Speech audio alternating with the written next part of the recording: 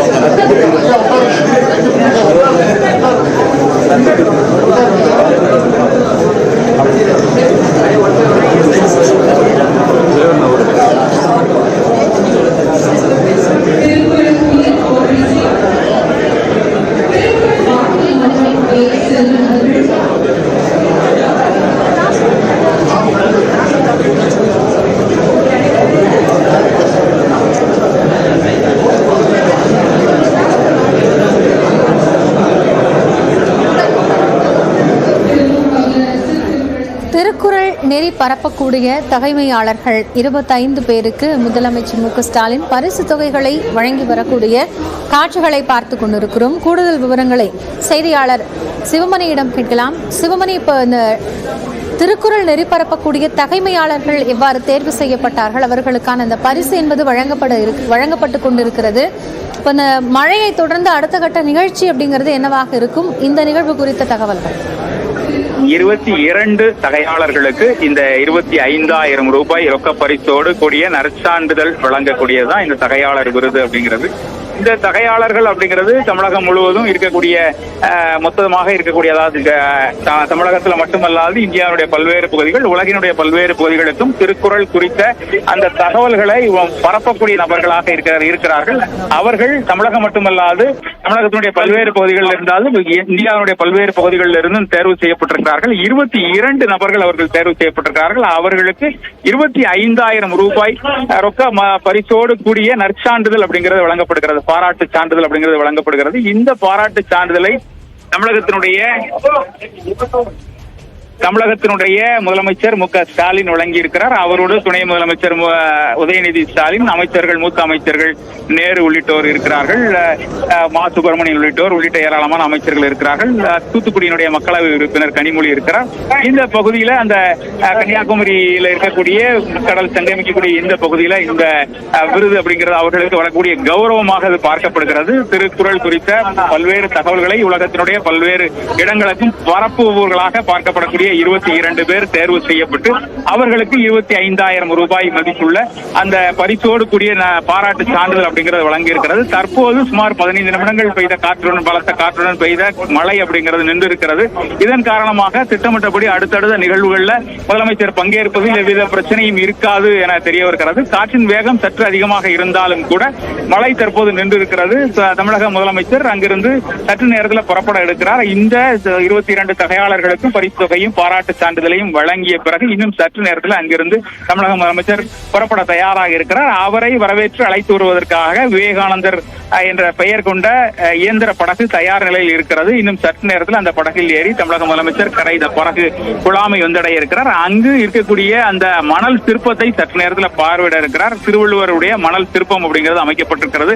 அங்கே மின் விளக்குகள் ஒளியூட்டப்பட்டிருக்கிறது. அந்த மணல் சிற்பம் என்பதன் காரணமாக வைப்பதற்கு மேற்கூரையிட்டு பந்தல் அமைக்கப்பட்டிருக்கிறது. கரைந்து விடாமல் இருப்பதற்கான மேற்கூரையிட்டு பந்தல் அமைக்கப்பட்டிருக்கிறது. அந்த பந்தலிட்டு பகுதிக்கு வந்து தமிழக முதலமைச்சர் பார்வையிட்டு அதனை அந்த மணல் சிற்பத்தை பார்வையிட இருக்கிறார். தொடர்ந்து லேசர் மின் விளக்குகள் அதனை பார்வையிடுவதற்கும் பூம்புகார் அந்த இருக்கக்கூடிய கைவினைப் பொருட்கள் கண்காட்சி அதனை திறந்து வைப்பதற்கும் அடுத்தடுத்த நிகழ்வுகளில் தமிழக முதலமைச்சர் கலந்து கொள்ள இருக்கிறார். தற்போது தமிழக முதலமைச்சர்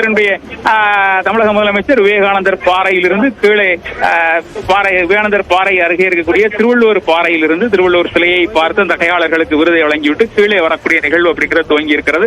தமிழக முதலமைச்சர் கீழே அந்த படகில் விவேகானந்தர் படகில் ஏறுவதற்காக வந்து கொண்டிருக்கிறார். கரைக்கு வந்த பிறகாக அடுத்தடுத்த நிகழ்வுகளில் இன்னும் சற்று நேரத்தில் கலந்து கொள்ள இருக்கிறார். தற்போது மழையினுடைய வேகம் குறைந்திருக்கிறது. மழை முழுமையாக நின்று இருக்கக்கூடிய நிலையில தமிழக முதலமைச்சருடைய அடுத்தடுத்த நிகழ்வுகளில் பாதிப்பு எதுவும் ஏற்படாது என்றே தெரிய வருகிறது. தொடர்ந்து தமிழக முதலமைச்சர் அடுத்தடுத்த நிகழ்வுகளில் கலந்து கொள்ள இருக்கிறார். காயத்ரி, இந்த கண்ணாடி பாலத்துல அந்த லேசர் மின்னொளி விளக்கு அப்படிங்கிறது அந்த நிகழ்வு எப்போது தொடங்கும்?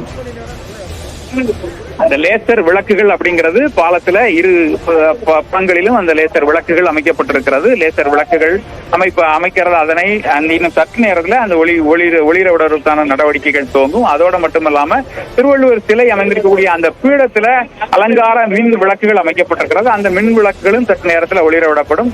தமிழக முதலமைச்சர் கரை திரும்பிய பிறகு இன்னும் சற்று நேரத்தில் இன்னும் 10 நிமிடங்கள்ல தமிழக முதலமைச்சர் கரை திரும்ப இருக்கிறார். அவர் அங்கிருந்து வரக்கூடிய காட்சிகளை பார்க்க முடியும். அதாவது திருவள்ளுவர் சிலையிலிருந்து தமிழக முதலமைச்சர் அந்த கடலில் இருக்கக்கூடிய விவேகானந்தர் இயந்திர படகிற்கு வரக்கூடிய அவர் ஏற்கனவே இந்த படகு அலங்கரிக்கப்பட்ட படகாக இருக்கிறது. தமிழக முதலமைச்சர் பயணம் செய்யும் வகையில படகு அமைக்கப்பட்டிருக்கூடிய நிலையில் தமிழக முதலமைச்சர் அங்கே இருக்கக்கூடிய இறங்கு தளம் மூலமாக கடலில் இருக்கக்கூடிய அந்த படகிற்கு சற்று நேரத்தில் வந்து கொண்டிருக்கிறார். சற்று நேரத்தில் அந்த படகை வந்தடைவார். இன்னும் 10 நிமிடங்கள்ல கரை திரும்பக்கூடிய அந்த கடல் வழியாக கரை திரும்பக்கூடிய நிகழ்வு அப்படிங்கிறது நடைபெறும். கடலோர காவல்படையை சார்ந்த படகுகள் 3 படகுகள் கடலிலேயே அங்கே முகாமிட்டு முன்பாக பாதுகாப்பு பைலட் போன்ற அந்த பைலட் வாகனம் போன்று அவர்கள் பாதுகாப்பாக கடலோர காவல்படையை சார்ந்த படகுகள் கடலிலேயே நிறுத்தப்பட்டிருக்கிறது.